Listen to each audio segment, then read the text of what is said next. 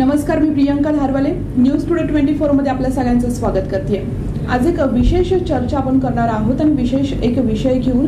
विषय खूप महत्त्वाचा आहे, जो विषय तुम्हाला नक्की माहीत असेल, मात्र या विषयावरती जनजागृती फार कमी होते.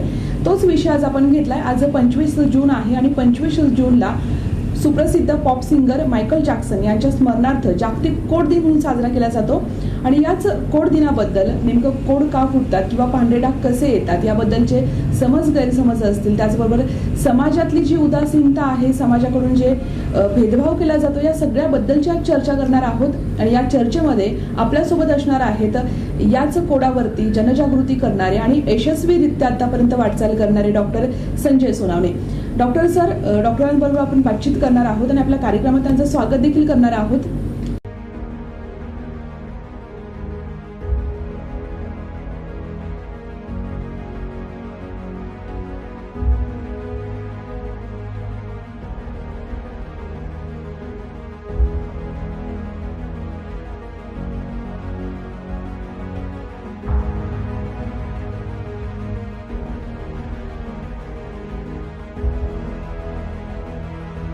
तुमच्याकडनं अनेक गोष्टींचा उलगडा आम्हाला करून घ्यायचा आहे. सुरुवातीला तुमचं न्यूज टुडे 24 मध्ये खूप खूप स्वागत. आणि सध्या कसं काम सुरू आहे, काय सांगाल आजच्या दिवसात? प्रथमतः न्यूज 24 टुडेचे धन्यवाद का ज्यांनी या दिनाचं औचित्य साधून एक मला रुग्णांपर्यंत पोहोचण्याची एक संधी दिली.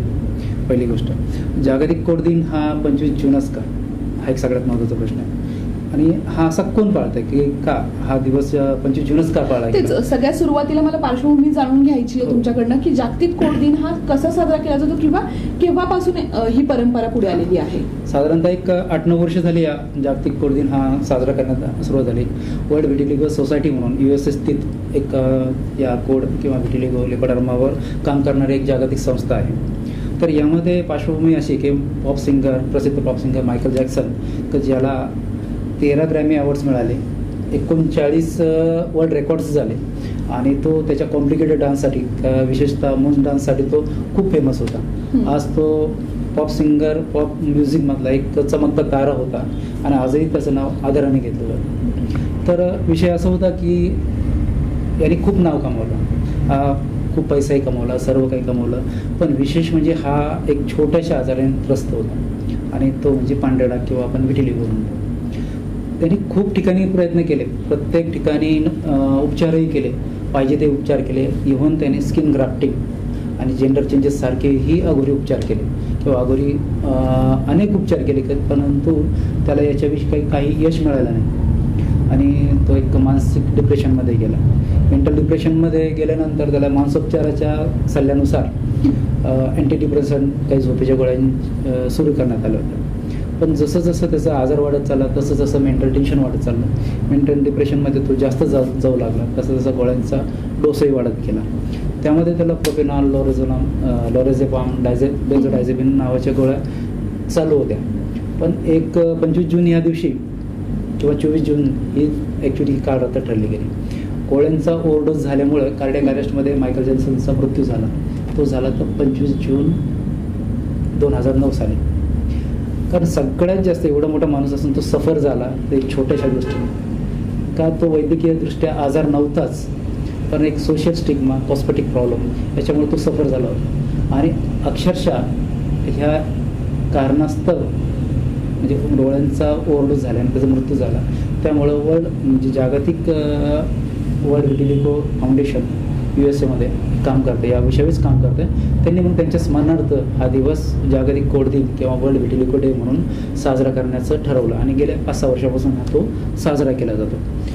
सर, दुसरा महत्त्वाचा प्रश्न तुमच्या बोलण्यातून एक लक्षात आलं की हा नेमका आजार किंवा सुरुवातीला जाणून घ्यायचं, पांढरे डाग येणं किंवा कोड येणं हा नेमका आजार आहे की नेमकं काय आहे, यामध्ये काय चेंजेस होतात किंवा हा का होतोय?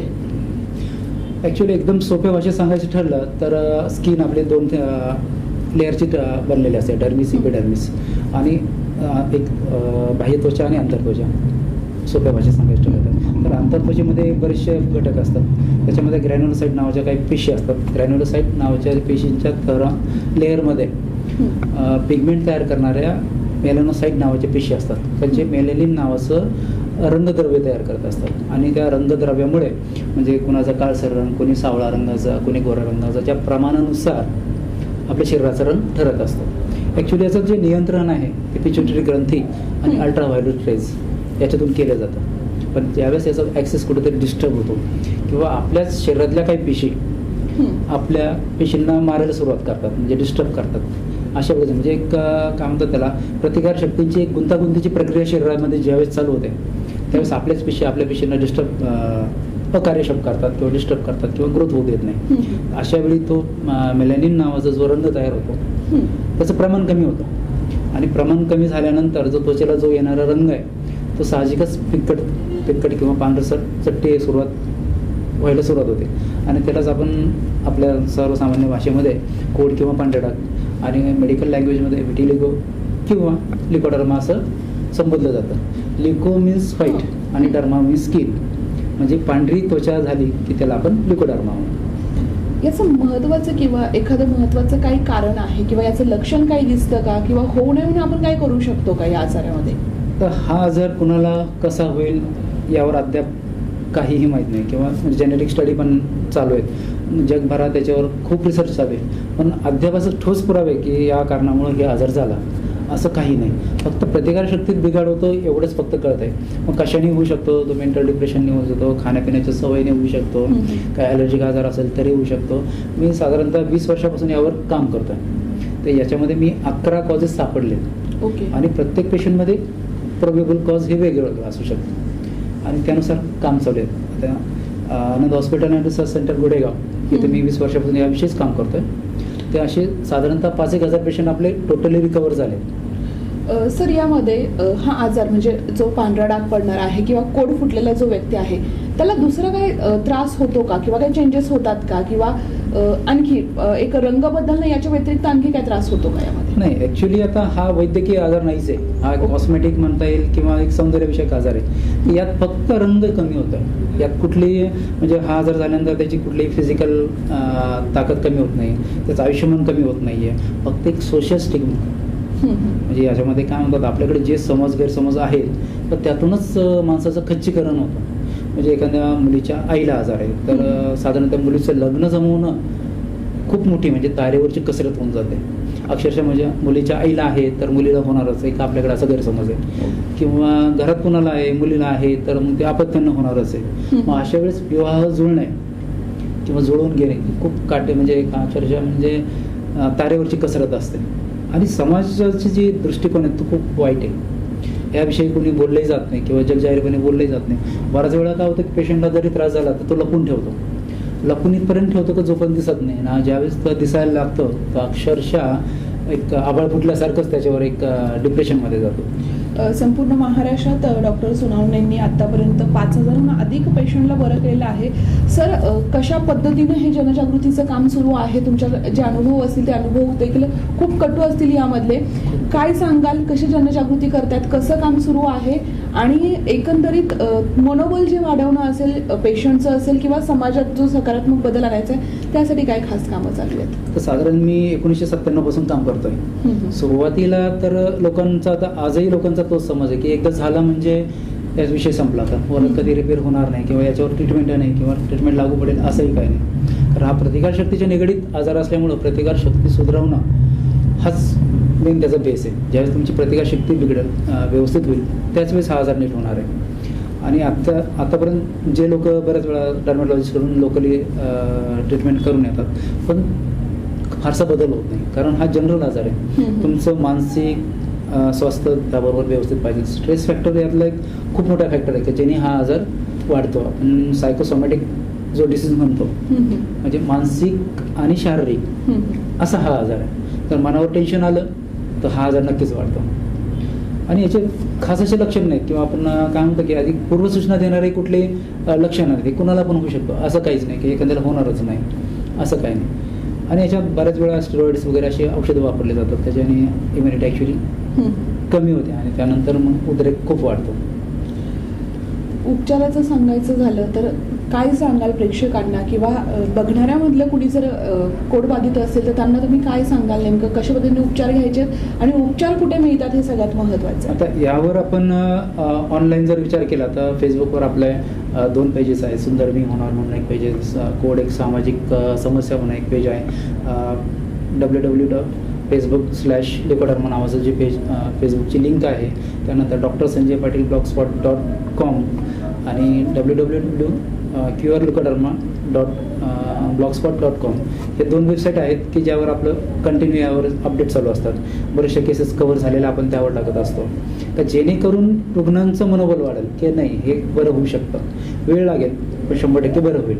फक्त त्यासाठी काही पथ्य पाळणं गरजेचे आहेत आणि पेशंटचाही सकारात्मक दृष्टिकोन हवा आहे. आणि यावर बरेचसं म्हणजे एक 2003ला आपण सुंदर मी होणार नावाची एक विसिटी प्रबोधनासाठी एक विसिटी प्रकाशित केली. त्यानंतर अनेक वृत्तपत्रातून आपले लिखाण चालू असतं. फेसबुकवरही अपडेट चालू असतात. फेसबुकवरही याच्यावर खूप काही लेख आहेत. त्यानंतर आकाशवाणीवर 5-6 कार्यक्रमही झाले आपले याच विषयी.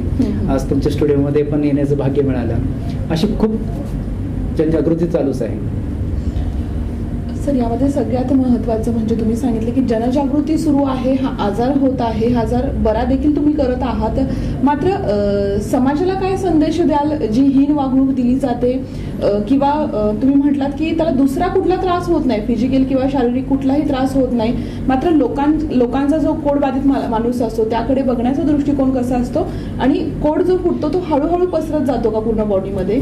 ॲक्च्युली कोड म्हणण्यापेक्षा आपण जे पांढरे डाग म्हणूयात तर त्यामध्ये पिगमेंटेशन कमी होतं म्हणून हा आजार सुरू होतो. आता याचे वेगवेगळे प्रकार आहेत. ॲक्रोफेशियल, जनरल, लोकलाइज, वेगवेगळे प्रकार, 4-5 प्रकारचे प्रकार आहेत का ज्याच्या प्रमाणानुसार ते प्रकार ठरले जातात आणि त्यानुसार ट्रीटमेंटही बदलते आणि कॉज ऑफ डिसीज पण बदलतं. त्यानुसार त्याची ट्रीटमेंट करता येते. तर ॲक्च्युली हा जो रुग्ण आहे किंवा हे आपलेच भाऊबंद आहेत, आपलेच भावंड आहेत आणि एखाद्याला त्रास झाला म्हणून त्याच्याशी हीन वागणूक देणं हे सगळ्यात चुकीचं आहे.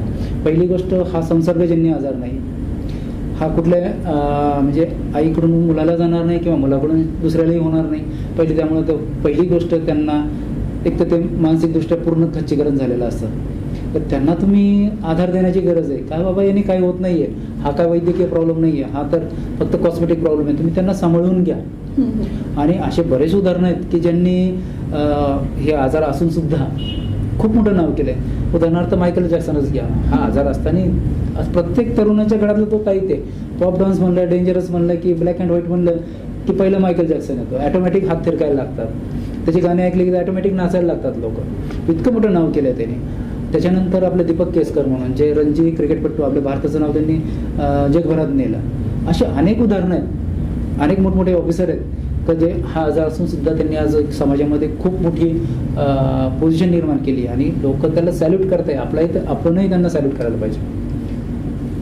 याबद्दल अंधश्रद्धा बऱ्याच आहेत. ग्रामीण भागातून बरेच लोक तुमच्याकडे येत असतील. काही किस्से आहेत का? काही लोकांचे धन्यवाद म्हणून येणारे मेसेजेस असतील, अनेकांचे जीव वाचवलेले असतील. नेमकं कशा पद्धतीने हे अंधश्रद्धा जर बोललं नसं मॅडम तर खूप हास्यास्पद अंदाज म्हणजे इतक्या गैरसमज आहेत. म्हणजे एखाद्या मुलाला झाला तर डायरेक्टली एक समाज त्यांना होतं यांनी काहीतरी बुडवलंय, कोणाला तरी लुबवला, मागच्या जन्मात यांनी काहीतरी मोठं पाप केलंय, अक्षम्य पाप केलंय की त्याला आज काय म्हणतो त्याला परतफेड करू राहिला. इतकं नालायकसारखं बोलतात लोक. जे समजपेक्षा गैरसमज अति आहेत. म्हणजे साधारणतः मुलाला असेल, एखाद्या आईला असेल तर मुलीला होणार, म्हणजे त्या मुलीचं लग्न जमवणं सगळ्यात मोठा प्रॉब्लेम आहे. किंवा मुलीला असेल तर त्यांच्या आपत्त्यांना होणार, म्हणजे त्या मुलीशी लग्न करत नाही. अक्षरशः असे अनेक अविवाहित मुलीसुद्धा आज समाजात आहेत किंवा मुलंही अविवाहित आजही समाजात आहे. खूप मोठा गैरसमज आहे. एक वेळेस त्यांना कॅन्सर चालतो, बाकी सगळे आजार चालतात, पण हा आजार नसलेला आजार चालत नाही.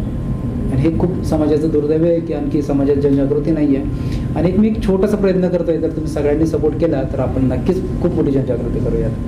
नक्कीच सर, आज या जागतिक कोड दिनाच्या निमित्तानं आम्ही तुम्हाला सांगू इच्छितो की तुमच्या या कार्याला आमचं नेहमीच सहकार्य असणार आहे. जे काम तुमचं सुरू आहे ते काम तुमचं असंच सुरू राहावं. जी तुमची सेवा होती रुग्णसेवा, ती रुग्णसेवा अशीच सुरू राहावी आणि पांढऱ्या डाग जे होत आहेत ते बरे होतात हे आपण जाणून घेणं खूप महत्त्वाचं आहे. आणि ते बरे करून घेण्यासाठी तुम्ही संजय सोनावणे डॉक्टरांना नक्की भेट द्या, त्यांच्याकडनं उपचार करून घ्या आणि हा जो आजार आहे पांढऱ्या डागाचा, त्या आजारावरती निदान करून त्याच्यावरती उपचार करून घ्या. डॉक्टर सर, तुम्ही आम्हाला वेळ दिलात त्याबद्दल तुमचे खूप खूप धन्यवाद. आज आपण जागतिक कोड दिन म्हणून हा दिन एक साजरा करत आहोत. खऱ्या अर्थानं आजाराचा दिवस साजरा करायचा नसतो, मात्र जनजागृती होण्यासाठी आजाराचा हा दिन आहे तो देखील पुढे येणं खूप महत्त्वाचं आहे, त्याची चर्चा होणं खूप महत्त्वाचं आहे. आणि हीच चर्चा आज आपण सुप्रसिद्ध डॉक्टर ज्यांनी पांढरे डाग असतील, कोड असतील या विषयावरती आतापर्यंत काम केलेलं आहे, त्यांना अनेक पुरस्कार मिळालेले आहेत, डॉक्टर संजय सोनावणे सर यांच्याशी बातचीत केली आहे. आपण या कार्यक्रमात इथेच थांबूयात, मात्र आणखी देखील महत्त्वाच्या काही घडामोडी असतील आणि वेगवेगळे विषय असतील यासह पुन्हा भेटूयात. न्यूज टुडे 24 मध्ये मी इथेच थांबतेय. धन्यवाद. राज्यातल्या आणि देशातल्या ताज्या घडामोडींसाठी आजच आमच्या YouTube चॅनलला सबस्क्राईब करा आणि बेल आयकॉनला क्लिक करा आणि बघत रहा ताज्या घडामोडी.